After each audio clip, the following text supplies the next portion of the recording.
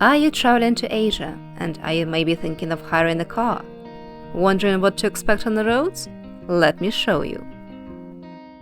Today you're traveling with Elena from Solo World. In 2021 I quit my job in London and now I'm living my dream. I'm traveling the world and I'm traveling on a budget. With the help of couch surfing, BlaBlaCar, good old-fashioned hitchhiking, Workaway, Yedimi Ref and the goodwill of the universe. Subscribe to my channel to travel the world with me.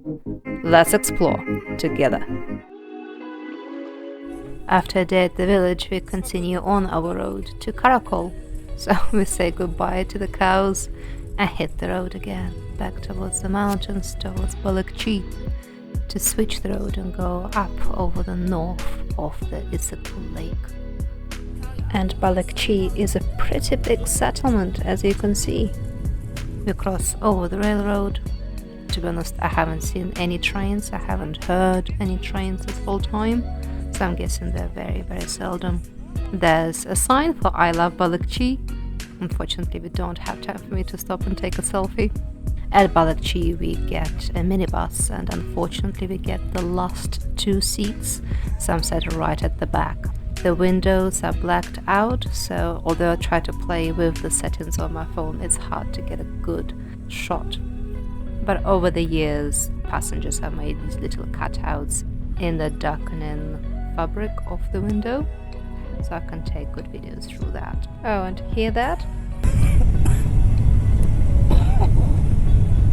It's like that the whole way. People are coughing and sneezing and nobody apart from me is wearing a mask. Oh, there's a truck with horses in the back.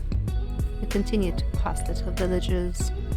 Each one will have a little mosque, and each will also have a pretty sign. I have slowed down this shot for you so you can see.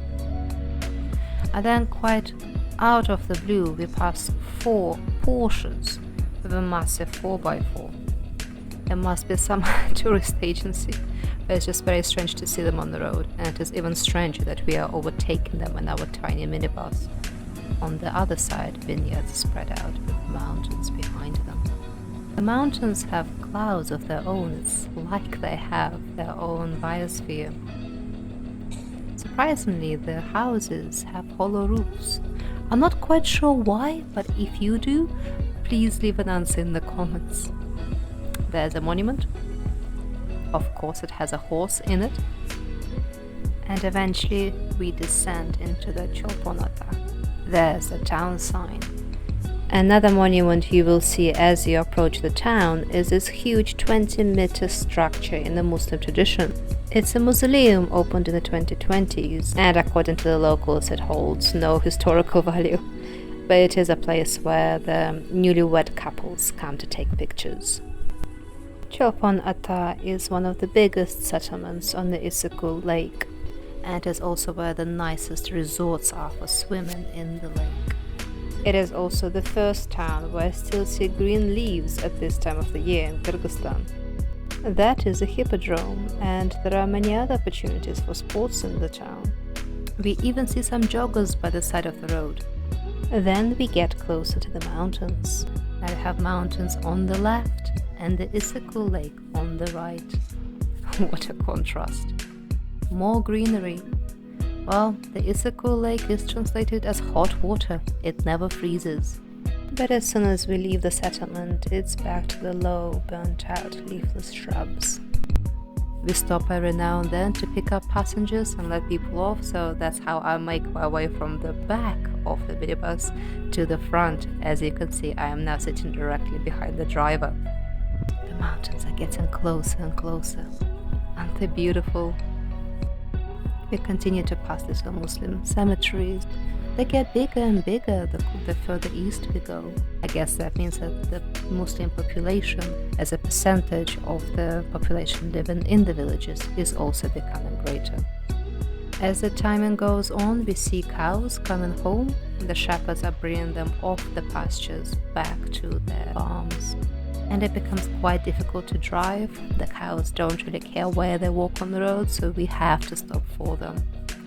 So if you are driving in Kyrgyzstan, try to do it in the early afternoon or in the morning.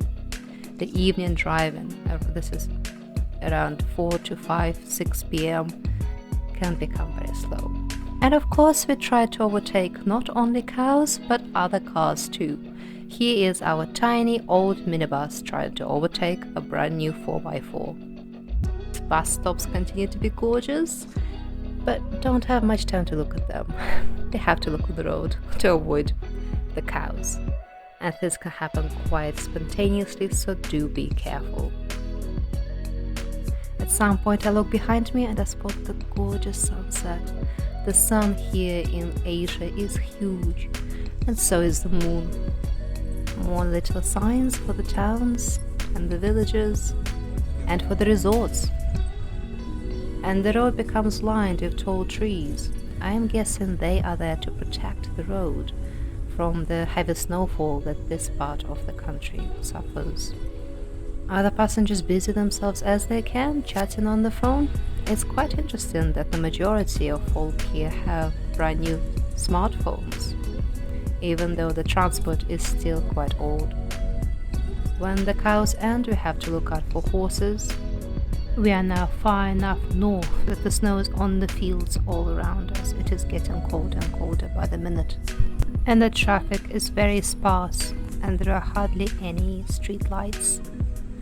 Most of the time we drive in complete darkness, until we come to Tip, a big settlement on the eastern side of Issyk-Kul lake, before we drive south towards Karakol. Compared to the darkness we've just come from, this place is a blaze of lights. After Tip, the road becomes a lot more lively. But there is still no road lighting, and the cars will try to overtake each other at every opportunity. So if you're driving in Kyrgyzstan at night, do be careful. Safe driving and travel more. Welcome to Kyrgyzstan.